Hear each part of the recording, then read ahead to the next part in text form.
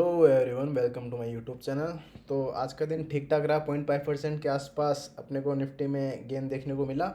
और ठीक है, ये सब तो ठीक है। पहले मैंने कुछ जो बताना है इस वीडियो में वो बता देता हूँ। मैंने ये एक इंटरव्यू पढ़ रहा था मिस्टर पवन बारडिया जी का। इनका पहले इनके बारे में बता देता हूँ। इनका 25 ईयर्स का एक्सपीरियंस है, both private and public markets.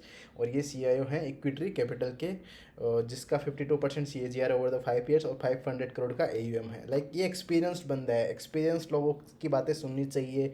ऐसे नहीं कि उनको जस्ट ब्लाइंडली फॉलो करो, उनकी बातें सुनो और खुद से एनालिसिस करो कि हाँ हाँ मतलब ठीक है, ये इस बंदा सही बोल रहा है कि नहीं बोल रहा है, ये सब चीज़ें। तो इनका क्या आउटलुक है, लाइक मतलब निफ्टी फिफ्टी को लेकर, ट्रम्प टैरिफ्स और FIs, और इन ये क्या बोलते हैं कि ये ऊपर जाएगा, मार्केट नीचे जाएगा, यहाँ से वो चीज़ें अपन इसमें इस वीडियो में देखेंगे। तो निफ्टी फिफ्टी अभी तक लाइक लगभग 4% YTD पे है। YTD अब मतलब वो अभी तक 1 ईयर में 4% अप है। तो हिस्ट्री देखें तो लास्ट 10 साल में 9 बार कैलेंडर ईयर पॉजिटिव क्लोज हुआ है अपने, ये क्या बोलते हैं, निफ्टी का। तो चांसेस है कि 2025 भी मॉडेस्ट गेन के साथ पॉजिटिव ही क्लोज होगा। लेकिन कुछ हेडवाइंस है जो रिटर्न को रिस्ट्रिक्ट कर रहे हैं, और आज हम उन्हीं पर बात करेंगे। क्या हेडवाइंस है वो? पहला है अर्निंग ग्रोथ। अर्निंग ग्रोथ अभी सिंगल डिजिट में अटका हुआ है, जो सबसे बड़ी कंसर्न है। और दूसरा अपन देखें तो global side, Trump era tariffs चल रहा है अपना, जियो पॉलिटिकल टेंशन चल रहा है, मतलब वही।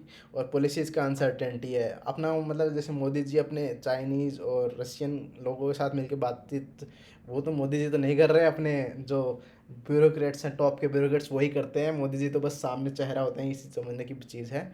लेकिन मतलब चल रहा है अपनी बात, ठीक है। FIs का सेल ऑफ 2022 से FIs ने 38 बिलियन का सेलिंग किया है, क्योंकि US इंटरेस्ट रेट 0% से 5% प्लस तक गए हैं।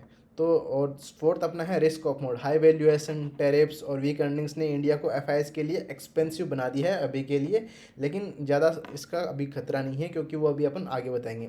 दूसरा पॉइंट इसमें इन्होंने बताया इम्पैक्ट्स ऑफ टैरिफ का क्या इम्पैक्ट रहेगा। जब उनसे पूछा गया तो इंडिया की US एक्सपोर्ट GDP का सिर्फ 2% है, तो ओवरऑल इम्पैक्ट लिमिटेड है। पर सेक्टर्स जैसे टेक्सटाइल, जेम्स, ज्वेलरी, कारपेट्स, इनको हेविली हिट रहेगा। लेकिन इतने हाई टैरिफ्स लॉन्ग टर्म में सस्टेनेबल नहीं लगते, तो चांसेस हैं ये रिवर्स हो जाएं, ठीक है।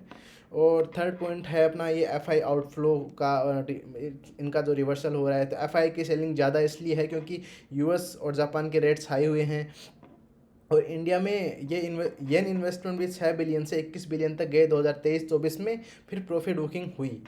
तो ये चीज़ है, जब US फेड्स रेट कट करेगा, डॉलर वीक होगा, यील्ड गैप नैरो होगा, उससे FIs अपने वापस आएंगे फिर से। अपना जो निफ्टी है वो रैली देगा अपने को, ठीक है। जैसे FIs की एंट्री वापस आएगी। अभी फॉरेन ओनरशिप डेकेड लो पे, डेकेड लो समझ रहे हो, मतलब 10 सालों के लो पे है। तो इन सेंटिमेंट चेंज होते ही बड़ा इन्फ्लो आ सकता है, ये चीज़ है। फोर्थ अपना पॉइंट है इन्वेस्टमेंट स्ट्रेटजी की। अब इस टाइम पे आपकी क्या इन्वेस्टमेंट स्ट्रेटजी रहनी चाहिए? तो ये टाइम इक्विटी ट्रिम करने का नहीं है, बाकी लाइक स्ट्रॉन्ग स्टॉक्स एक्यूमुलेट करने का है। फोकस ऑन कंपनी जिनकी अर्निंग विजिबिलिटी क्लियर हो और वैल्यूएशन रिजनेबल हो, लाइक अच्छी अर्निंग्स कर रहे हो और लो विद एट लो पी आपको अवेलेबल हो। अभी मार्केट स्टॉक पिकर्स पैराडाइज है, तो ये चीज़ है। अभी और कौन कौन से सेक्टर पे आपको ध्यान रखना चाहिए? तो मैन्युफैक्चरिंग और इंजीनियरिंग, जैसे मतलब railways, defence, auto ancillaries, agri equipments, government support plus private capex दोनों स्ट्रॉन्ग हो। तो वो चीज़ अगर इनमें अगर अपने को मिले किसी कंपनी से, तो अपन सोचेंगे, अपने को इन्वेस्ट करने के बारे में सोचना चाहिए।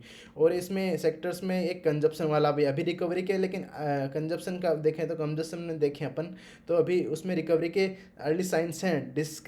डिस्क्रिशनरी डिमांड आएगा GDP ग्रोथ के साथ, ठीक है। तो वो चीज़ है। बाकी फेड रेट कट के बारे में बात करें तो फेड ने अभी ये कट नहीं किया है, बट कमेंट्री डोविस है। जब कट होगा लिक्विडिटी वापस आएगी, FIs इनफ्लो बहेंगे और इंडियन इक्विटीज़ को सबसे ज़्यादा फायदा मिलेगा।